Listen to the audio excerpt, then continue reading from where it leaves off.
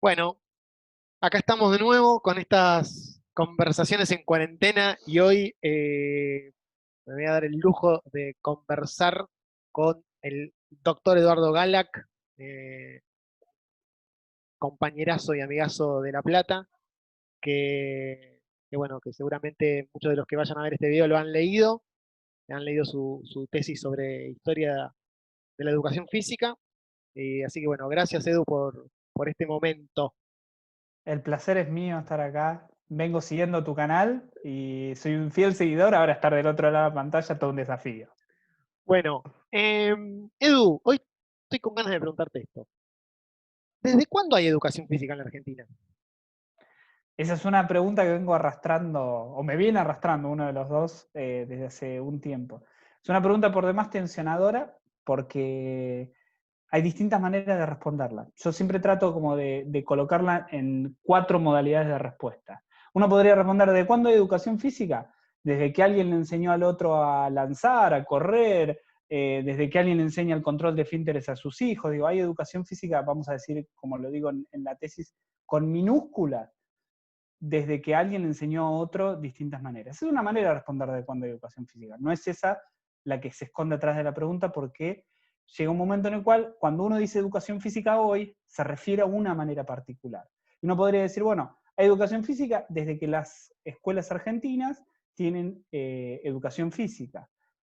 Educación física siempre hubo en las escuelas argentinas, desde antes de la ley 1420, pero uno puede identificar ese momento, en 1884, como un momento para responder, bueno, hay educación física desde que se sistematiza el sistema educativo, existe una educación común y uno de los ejes es la educación física, aunque en aquel entonces existían distintas maneras de llamarlo: gimnástica, gimnasia, calistenia, ejercicios físicos, ejercicios militares, y algo poco sabido, cómo Sarmiento quería llamar a nuestra disciplina de educación física, que la quiso llamar Gimnasia Militar Argentina.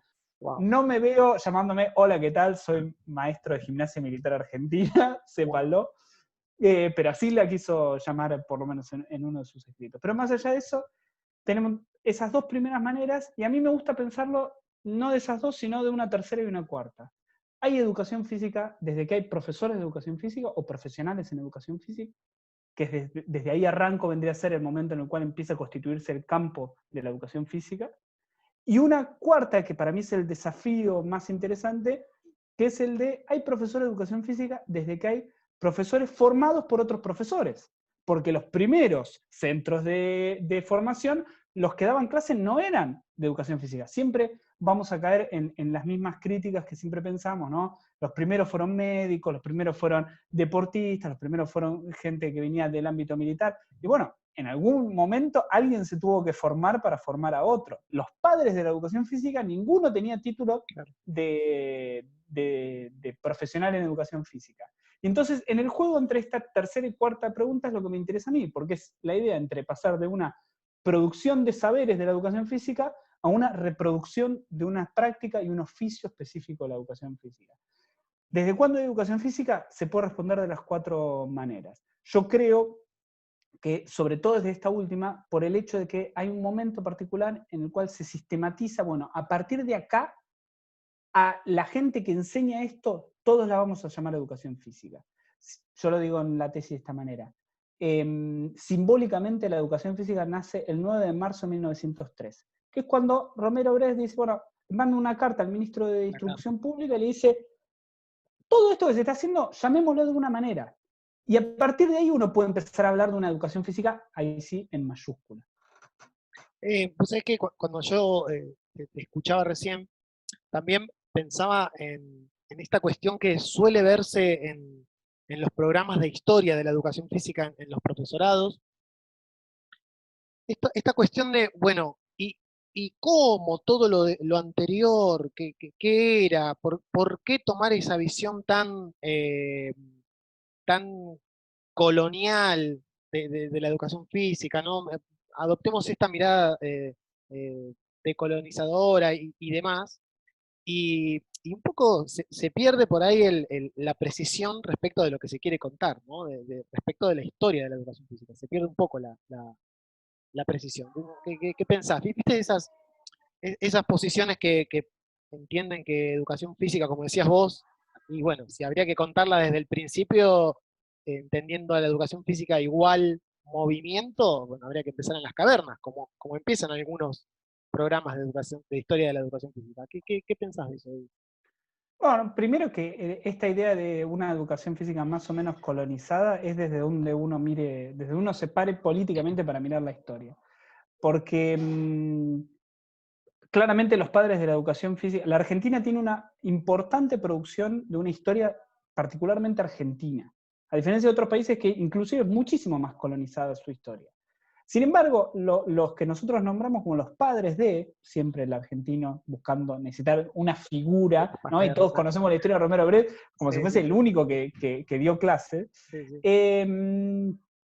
Pero, ¿a quién leía? ¿A quién citaba? ¿Con quiénes se manejaban esos primeros padres fundadores, vamos a decir así? Y la mayoría eran europeos, y hay cierta idea colonizada de lo que es la educación física, porque la educación física nace en Europa y llega acá de la misma manera que llegaron los europeos, llega importada. Y déjame decirte al respecto dos cositas. La primera, mira,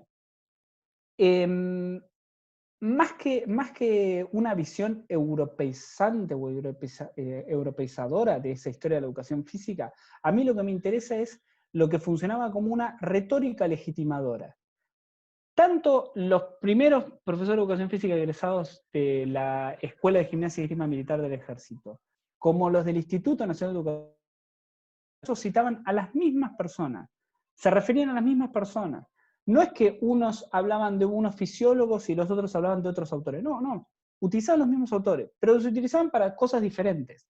Yo creo que ninguno de los dos los interpretaba del todo así, a rajatabla, sino que trataban de una visión ecléctica, tratar de tomar, bueno, de Lagrange, Tissier, de Menis, Mozo, y aplicarlo a las ideas que le servían. Entonces, ¿hay una visión colonizadora? Sí, pero porque hay una visión colonizadora de la ciencia. Lo que intentaban era utilizar el conocimiento científico de la época como una retórica legitimadora de las prácticas que hacían, que eran diferentes para cada caso, pero que usaban los mismos autores. Entonces hay una colonización mucho más que de la educación física, de lo que se entiende por científico en el proceso de nacimiento de la educación física. Claro. Y la segunda cuestión, te voy a dar un ejemplo que justamente bien actual, vamos a decir, por más que hablemos de la historia de la educación física. Este año, hace poco, salió una serie, no sé si la viste, que se llama The English Game, Juego de Caballeros. Tuvo bastante repercusión y la gente que trabaja en educación física toda la ven. Como serie, los diálogos y la dirección no me parece para nada resaltable, tiene muy buena ambientación y tiene una idea bastante interesante de lo que es lo deportivo en esa serie respecto de el juego de caballerosidad. De hecho, es muy interesante que el nombre es The English Game, el juego inglés, y acá se lo tradujo rápidamente como inglés igual caballerosidad. Es más, si uno se pone a hilar atentamente, lo interesante es The Scottish Game, o sea, la manera de los escoceses de jugar, que es la que le cambia. Que es la que viene, exacto. Bueno, lo actual, o sea, eso actual que pasa ahora, para ver esta cuestión de la colonización, recomiendo mucho una película que para mí es clave para pensar la historia de la educación física argentina, que tiene poca repercusión, por lo menos ahora, que se llama Escuela de Campeones, que es una película de 1950 de Ralph Papier, en la cual se narra la historia. En 1950, piensen ustedes, durante el peronismo, hay una suerte de narración histórica, o sea, arranca con una suerte de flashback de cómo en un momento se ve la historia, en ese momento particular, del nacimiento de la educación física, de la llegada de Watson, el primer escocés que trae el fútbol acá y que lo intenta imponer en las escuelas. Y que para eso, como le rechazan, funda su propia escuela, de la cual nace el club Alumni, claro, bien conocido para los que conocen un poco de historia del fútbol.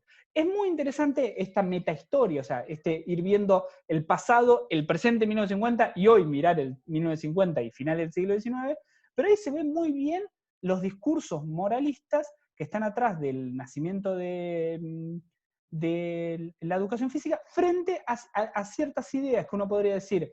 Esa colonización del pensamiento, la verdad que el escocés la tenía mucho más clara que los educadores argentinos. Argentino. De hecho, hay un diálogo imperdible, ficcional, entre Sarmiento y el escocés, en el cual Sarmiento termina la reunión diciéndole: enseñe a las patadas, a las piñas, pero enseñe. Es un diálogo monumental, lo recomiendo. Genial. Con Pochoclo, pónganselo a ver, vale recontra la Mirá pena. qué interesante. Pero ahí lo que es lo que muestra esta película, lo que muestra este ejemplo, lo que muestra The English Game, y lo que muestra, si que vos querés, lo que está atrás de la pregunta por la colonización, es que la historia de la educación física, más que una historia de la educación física, es una historia de la educación moral.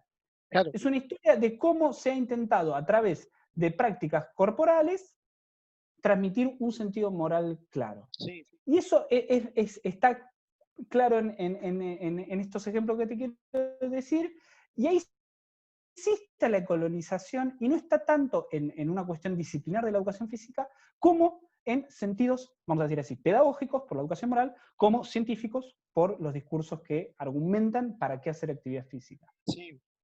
Dos cositas. Primero, esto que decías, ¿no? Que alguna vez tuvimos esta charla medio improvisada sobre que las partes que venían creando acá de la educación física, tanto, bueno, por ahí en tu texto vos lo señalás como la parte militarista y la parte científica, leían los mismos autores. Con lo cual, un poco se rompe ese mito o eso que se ha repetido bastante, que la educación física argentina tiene origen militar, ¿no? Porque digo, más que origen militar, a partir de lo que veníamos hablando, tiene cierto origen en esta fisiología importada de Europa, ¿no? Un poco rompe ese mito. Y otra cosa que quería comentar así, es que me parece como bastante revelador en algún punto esto que mencionás de la meta historia, ¿no? Me parece muy interesante poder pensar a la historia así, ¿no? Es algo que por ahí también yo por lo menos lo vengo pensando a partir de la formación de posgrado que hemos tenido. En este sentido me parece muy interesante, porque de alguna manera ayuda a correr un poco el telón, ¿no? El telón que a veces queda oculto ahí por cuestiones políticas, como mencionamos al principio, ¿no? Mira, de esto último, arranco por esto último. Un texto revelador para el desarrollo de mi tesis fue una radiografía que hace el ministro Vivanco 50 años después de la ley de 1420, en el cual hace una suerte de evaluación de qué pasó en estos 50 años. Y a mí me sirvió para ver, porque es una visión en un momento álgido de la historia de la educación física, vamos a decir, década 20, 1920, 1930, y mira la historia, y cuando ahí la miras de un lugar, y dice, bueno, recorto de todo ese pasado, y digo, la educación física fue esto para hacer esto.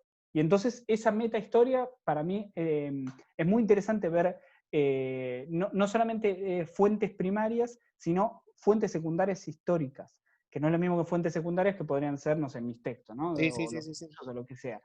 Fuentes secundarias históricas que puedan leer la historia son muy interesantes. Y respecto de lo otro que vos decías, voy a ahondar un poquito más en eso. En general, en esta idea de que la educación física nació militarista, primero hay que ver en el siglo XIX cuáles eran las dos principales instituciones estatales. Claro. Eran la escuela y el ejército.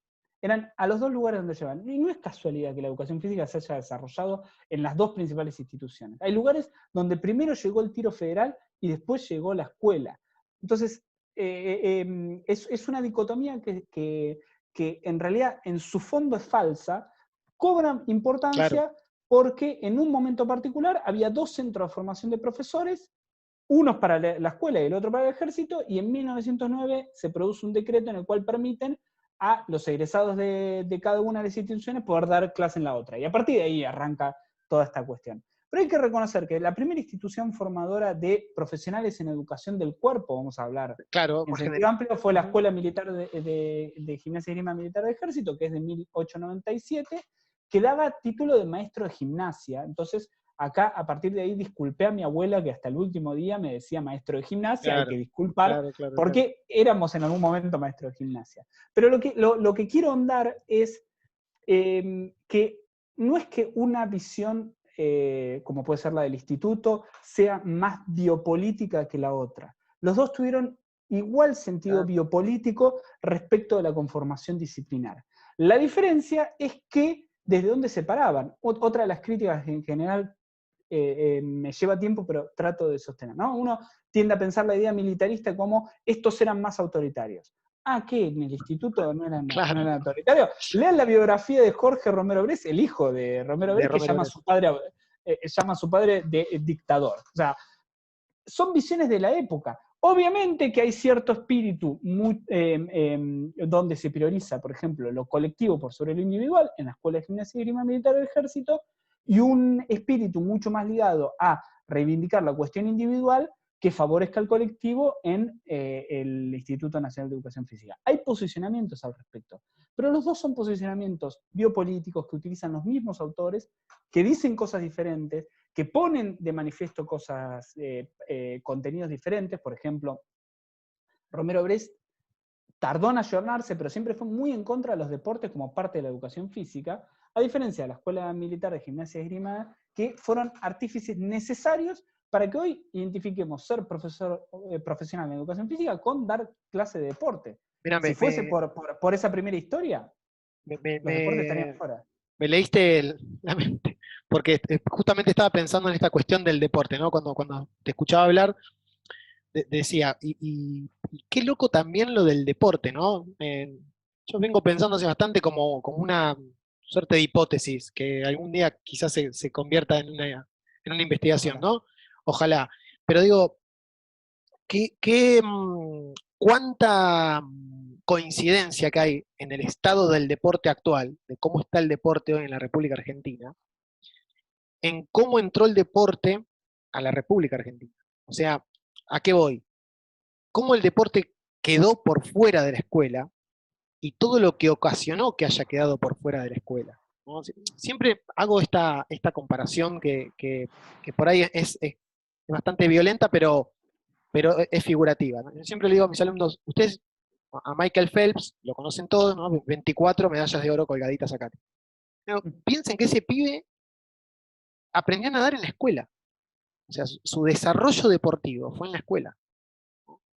Bueno, acá, de alguna manera, el deporte queda por fuera de la escuela, ¿no? Y creo que me parece que la falta de deporte en la escuela hoy, me parece que tiene que ver con esos inicios del deporte y ahora que lo decís y lo recuerdo, este rechazo de Romero Brés para con el deporte, ¿no?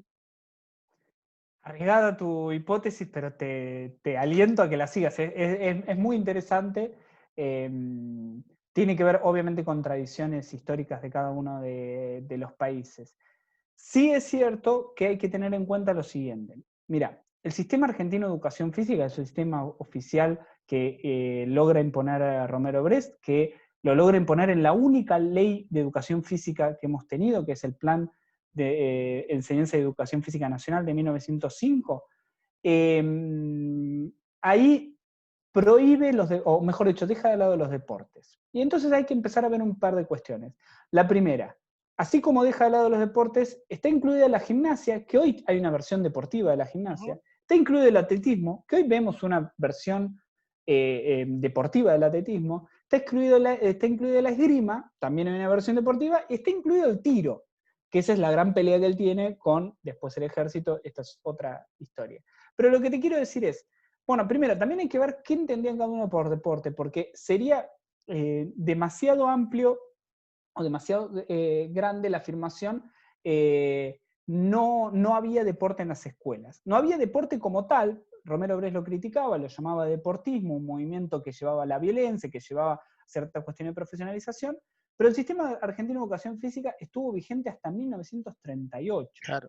Si alguien piensa que hasta 1938 las escuelas no enseñaron deporte, es porque se da cuenta, en 1938 ya íbamos por el segundo o tercer campeonato mundial de fútbol.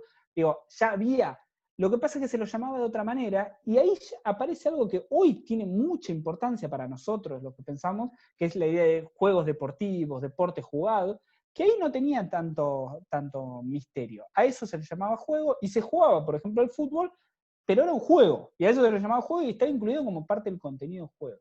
Entonces a mí lo que me interesa con esto es ver que una de las cuestiones más importantes que tiene la educación física, y sobre todo los que hacemos historia de la educación física, es dejar de ver la historia en un sentido vertical de arriba para abajo, sino empezar a verla desde las bases hacia arriba. Porque si uno mira la historia desde el Estado argentino no permitía los deportes en las escuelas hasta 1938. Pero si uno va a ver lo que pasaba, era otra cosa. Entonces también hay que entender que es cierto lo que vos decís. Phelps aprendió a nadar en las escuelas, pero hay que ver también en qué escuela, cómo se produjo, porque si no tendríamos millones de Phelps. No, no, Entonces, seguro.